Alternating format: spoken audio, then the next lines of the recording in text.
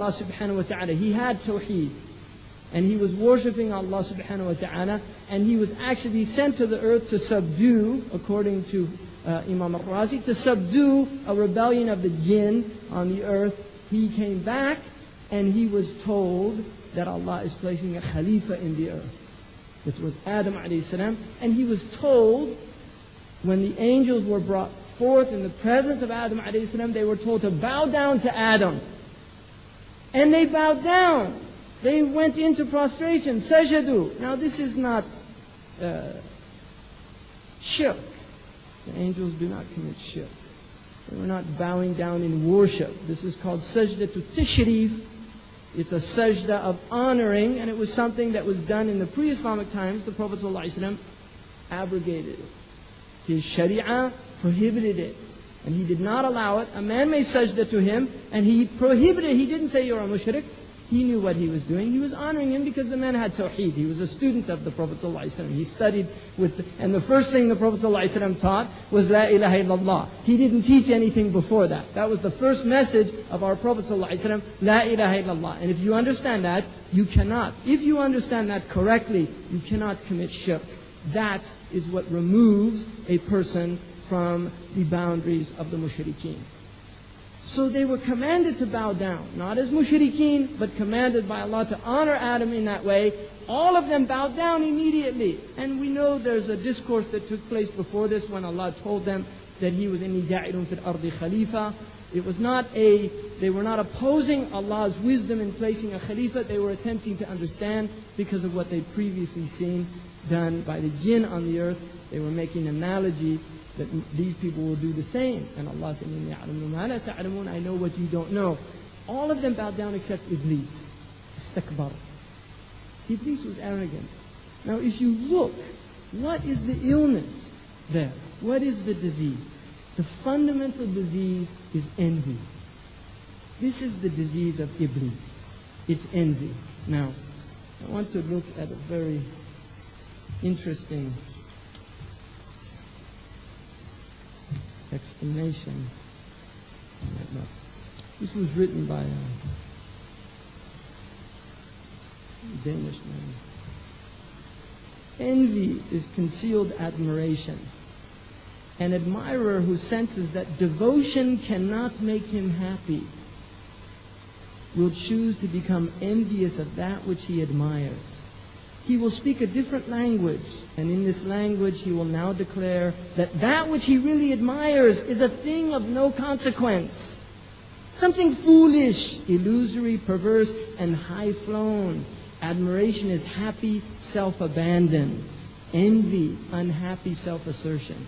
I think it's a very profound definition of envy, because what he's saying there, you see, Iblis knows this is a creation of Allah, and Iblis knows Allah. Allah doesn't make some, مَا خَلَقْتُ هَذَا بَاطِلًا. Allah, مَا خَلَقْتَ هَذَا بَاطِلًا. You did not create this in vain. This is not vanity. This is not some foolish thing. Allah did not create Adam as some foolish creation. And Iblis knows this. But Iblis thinks that in admiring Adam alayhi salam, he will not be happy. He will not be happy. In fact, he becomes angry because he's envious. Hasad is the disease of Iblis. He is envious. And he says, you created him from mud. I'm created from fire, from air and fire. I'm superior to him. This is saying he's a thing of no consequence. I'm a thing of importance. Why are you having them bow down to him and not to me? This is very important, and inshallah I want to return to this, especially with Qarun. Now, at that point, Iblis is cast out from the inner circle, from the mala. And Iblis is told, he says, give me time, give me respite. You see, give me respite. And then he tells Allah subhanahu wa ta'ala, he makes an oath, in the same way that you led me astray, just as you have led me astray, بِمَا أَغْوَيْتَنِي. He blames his ghawaya on Allah subhanahu wa ta'ala. He blames his going astray. And this is the nature of the envious one. He blames the other. And this is important when I get back to understanding the present condition of the Muslims. he blames the other. And he says, you did this to me. And then he says, so now, this is how foolish Iblis is. You led me astray, and now I'm going to lead them astray. You see, spite. And he promises to do that. Except those of ikhlas. The people of ikhlas. And not mukhlisin. Mukhlasin is a passive form. People of ikhlas with tawfiq from Allah subhanahu wa ta'ala. And he says, he promises Allah, you won't find them giving thanks, shukr. He promises. He doesn't want them to give thanks. So in Iblis we have two very important qualities. One is ingratitude. He's an ingrate. And the other is envy. He's envious. So this is important in understanding our past, because this relates very profoundly to the human condition and to fundamental causes for strife and grief within the human circumstances that we find ourselves in. Now, at the other spectrum, this is a more negative in terms of unseen influences. There are other unseen influences. So you have shaitan as an unseen factor in the human situation. You have other factors involved here. One, and the most primary, is the fact of revelation. The fact that Allah subhanahu wa ta'ala has chosen out of His bounty to send human beings to communicate Allah subhanahu wa ta'ala's intentions to His creation. Now, if you look at this, it's very important to understand that Allah subhanahu wa ta'ala, in His intentions to His creation, what He's telling, what His irada is for His creation, where His rida, His contentment lies, He sends human beings, not angels, human beings. And He sends them amongst the people. And He sends them with the language that they understand. There are people that eat. There are people that sleep. There are people that have human needs. They are not from the angelic realm. They are human beings. And Allah has sent them continuously since the beginning of the human condition until the last one was sent over 1400 years ago, who is our Prophet ﷺ, and we have the honor of being from his community.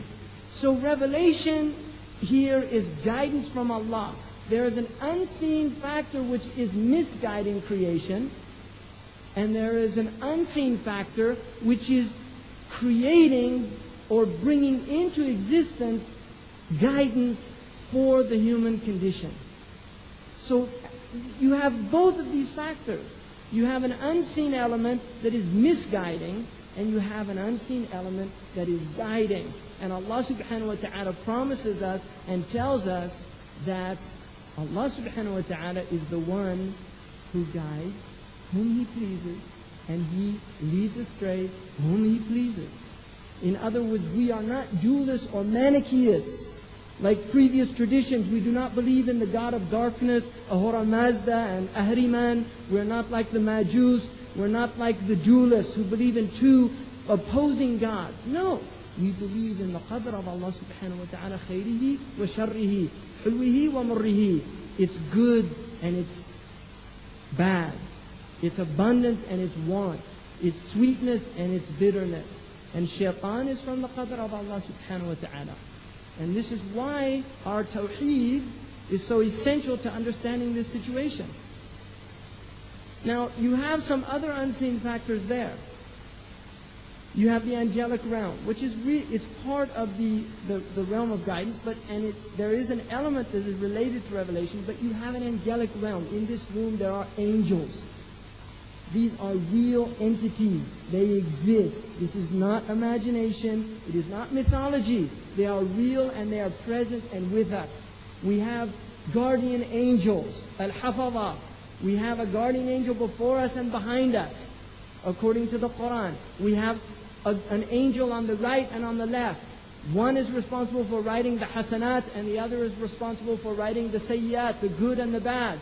And the one who writes the bad is under the charge of the one who writes the good. He cannot write the good until he takes permission. He cannot write the bad until he takes permission. And the angel who writes the good tells him to wait to see if the man makes tawbah during a certain period of time. So this is real. There are khawatir malakiyah. There are angelic inspirations that come to the human being. Just as there are khawatir shaitaniyah, nafsiyah, from the nafs, from shaitan. There are also suggestions that come from the angelic realm, and these are having an influence on the human being. And depending on the purity of the human being, is the greater the influence is. The more pure an individual comes, the more strong the angelic influence is